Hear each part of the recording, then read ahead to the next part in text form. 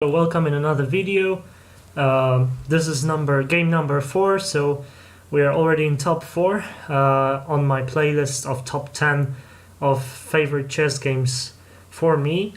This one was played between Garry Kasparow and Viswanathan Anand during their World Chess Championship match in New York, on the top of the world, as they say, in the World Trade Center building, which is now not there. So Kasparov had white pieces and he opened with e4. Anand replied e5, and after knight f3, knight c6 and bishop b5, we have the common opening known as the Ruy Lopez. Notice that white is attacking the pawn after black defended it.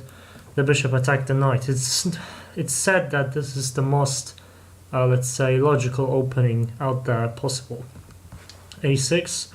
So once again, black is using this tactic that white really cannot win the pawn this way, because after queen to d4, it actually turns out that black is not only getting the pawn back, but he also wins a very good position. So just to go back, after a6, Kasparov played bishop a4, classic Morphy variation, and after knight f6 from Anand, he castled kingside. Now this might look familiar to you, because Kasparov has also played this line against Anatoly Karpov on game number 7 or 8 on my list. And black played d6. Well, first he played b5 and then d6 or bishop e7. I don't remember the move order, but the closed Sicilian was played. But in here, Anand decides to play the open Sicilian, which is definitely more tactical, more aggressive than the closed Spanish, not Sicilian, Spanish, sorry. And here d4 was played by Kasparov, challenging the center. Also, you may think that black just won a pawn, but in fact he didn't really, because the rook will eventually maybe go to the e-file, and as you can see, the king is at the end, so one of these pieces will surely fall, most likely the pawn, of course. But Kasparov first challenges it with a pawn. b5, kicking the bishop away so that it cannot give itself away from the knight, which is an important defender of the e5 square. So bishop b3 and d5. So black reinforces the knight in the center and gives away the e-pawn. Very logical. He had to give it up anyway, and this pawn seems kind of isolated here. Bishop e6, developing a piece, reinforcing the pawn which was attacked twice. Knight bd2. So perhaps Kasparov initiates the classical Ruy Lopez maneuver, but most importantly, he puts pressure on the knight in the center and develops his own piece. It's sort of more logical to develop it to e2, because if you go to c3, then after knight c5, the knight from c3 really does not have anywhere to go. He would probably have to go backwards and then possibly to f4, but still, maybe even if black captured it, then pawns would be doubled, so knight bd2 is a better move. So black played knight c5, pressuring the bishop, and c3. c3 is played to get a better control of the d4 square, and if black does not decide to take the bishop, then perhaps white is going to be able to play bishop c2 and control this long diagonal. d4 was played, which is one of the main lines actually of this opening. So black is opening up this bishop to attack the white bishop, but also he advances his pawn, which is clearly a weakness in the center. It's not very easy to defend it, and he's getting ready to exchange it on c3 and maybe damage white pawn structure. And here comes the first very interesting move, maybe not a star move because it was seen before, but knight to g5 is a very interesting move. So Kasparov is giving up a piece, so Anand didn't take it, but what if he did? Well, queen takes g5, then queen to f3. And you exploit the fact that both the knight and the rook are undefended, and actually black cannot really defend both of the threats. The best move actually here is just to castle, after which white takes... Well, white would first take the bishop on e6, and after, say, f takes e6, he would take the knight. And this is an equal position. But as you can imagine, well, black is not very feeling comfortable. He's got a lot of squares attacked by the queen. It's not very pleasant of a position. After queen takes e5, knight f3, basically anything can happen. Anand didn't want to go for that. If you wonder what happens if the knight is defended with, say, king to d7, then of course bishop to d5 comes with a further attack. Of course, taking here does not help. You cannot defend the knight unless you play bishop d6, thinking that perhaps there is a pin here, but actually after taking this, the knight is threatened. The best move here is actually to take on d4, but if you move the knight away, then knight c4 is very good, because after the pawn takes, then bishop takes g5. So say if you want to save your queen, if you go here, then actually knight to b6 check, so forcing the pawn to take on b6 and then taking here, and after king c8 winning another piece. So that's quite complex.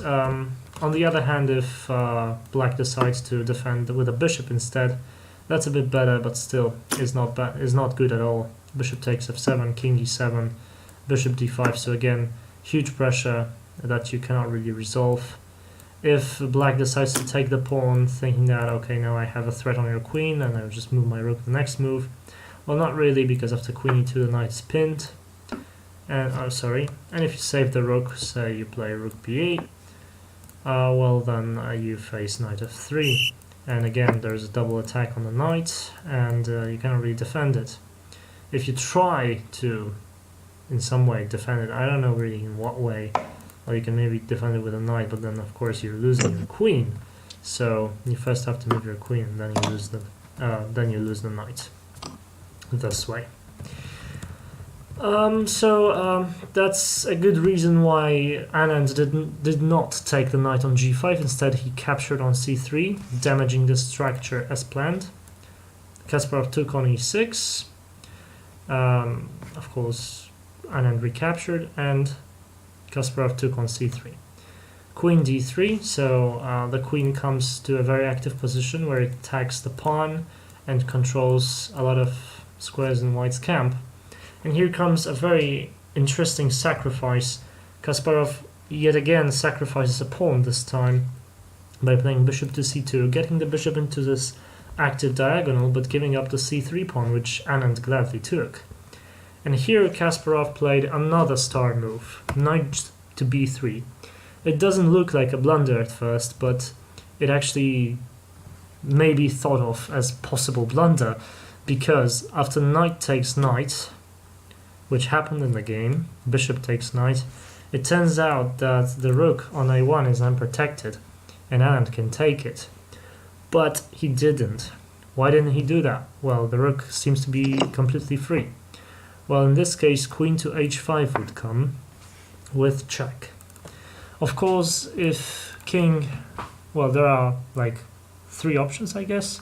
It's g3, king e7, king d8, and king d7. So all of them lead to a very bad position. If black plays king d8, bishop g5 check wins the queen. Sorry. Okay. After queen h5, king d8, bishop to g5 wins the queen. If king e7, exactly the same thing. Bishop g5, winning the queen. So the king would maybe have to come to d7. Well, this time another piece gets sacrificed. Bishop takes on e6. So okay, king takes e6, and queen g4 check. Of course, again, the king cannot go to e7 because of this tactic, so that bishop g5 check would pick up the queen. So perhaps the best move is king f7, but in this case, white would play queen f3 check, forking these 2 pieces.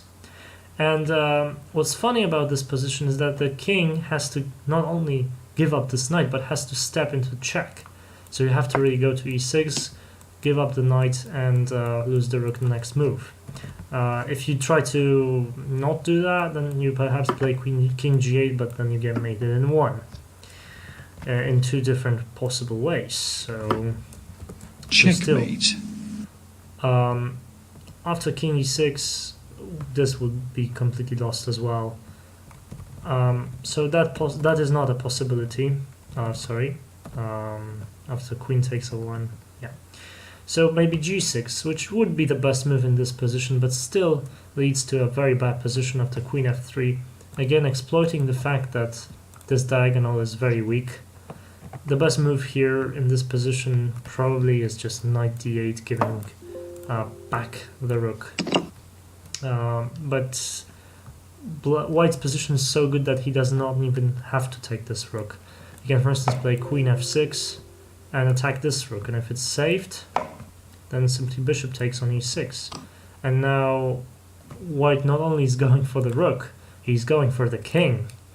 And it's very difficult to defend. If bishop to e7, which is like the best move, simply bishop d7 check, king takes d7, and the e6 already looks pretty bad. After knight takes e6, then you actually win the queen.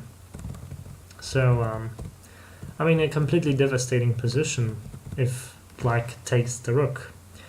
So Anand didn't take the rook, he played knight to d4, trying to prevent all of these attacking ideas, with the knight protecting the e6 square, which was vital in previous combinations, and also maybe threatening to exchange this powerful attacking bishop. And here Kasparov did not save the rook, however. His rook remained hanging for another move, and he played queen g4. This time attacking really everything and getting ready for the attack. You will see what's going to happen. This time Anand decided to take the rook, which is the best move, but still does not guarantee anything to black. Kasparov took the pawn on e6, and there is really no point in taking back the bishop, because after this check, black's position is terrible. After bishop e7, bishop g5, attacking the bishop, threatening mate, threatening the queen, that would be completely winning. So you cannot take the bishop. Instead, black simply brought his rook into the game. What else is there? This is actually a very important mistake. The move suggested by the engine is c6, but it's of course a very difficult move to find because it doesn't really seem to make sense. But it's important simply to free this square for the king, but it's still pretty much losing, I would say. So after bishop takes e6, rook d8, bishop h6, another star move. So attacking the queen, but also g7 pawn. The queen is saved, and bishop takes on g7. So you're attacking the rook. Black can't really save this rook. If he tries to, by exchanging the bishop, well, then he actually ends up being mated with the queen coming to f7 with checkmate. So he has to give up this rook on h8. But, well, he won the rook previously, so he's still kind of okay. What was played in this position was queen d3, which is the best move, bringing the queen to the defense, possibly to g6, where it not only threatens to exchange queens, but also cuts off this diagonal. Bishop takes h8, queen g6, as I said, and simply bishop f6. These two bishops are controlling all of these squares around. Not this one, but you see that the black king is in prison, and his rook is also under attack, so really hopeless position. Black played bishop e7. You may wonder what happens if the queen is taken. Well, then simply bishop recaptures, and white is up a pawn and has a bishop pair against a bishop and a knight. That's a very good position, which is actually quite a similar one to the one in the game. After bishop e7, bishop takes e7, queen takes g4, bishop takes g4, king takes e7, we actually end up seeing an endgame in this beautiful masterpiece developed by Kasparov. An endgame in which he's only up a pawn, But he has two connected passed pawns, which Anand does not have. He only has one c pawn, which is passed. So white really is easily winning here, but we will see some fantastic technique from Kasparov in the endgame as well. So rook c1, threatening the pawn, getting the rook into play. C6, so okay, defending the pawn. F4, getting ready to advance these pawns on the king side. A5, so at the same time black is trying to organize some break on the queen side, but still ends up losing. Now white brings his king over to the action, so king f2, a4, king e3, so increasing the pressure on the knight. b4, bishop d1. Bishop d1 is an important move because it sometimes prevents all of these breaks with b3. So a3 was played, kind of locking down the position. g4, so preparing f5 simply, preparing to just launch these pawns down the board. Rook d5, so preventing that. If f5, then rook takes. Rook c4, forcing the knight to go away or be defended. So after c5 is defended, but king e4 actually attacks the rook, which now has to retreat, and the c-pawn drops. And after knight e6, trying to at least block the e-pawn, well, rook d5 was played, rook c8. The best move here was rook takes here, hoping maybe to go for this endgame, but after king c4, it's really hopeless for black. Black is not going to manage to draw this.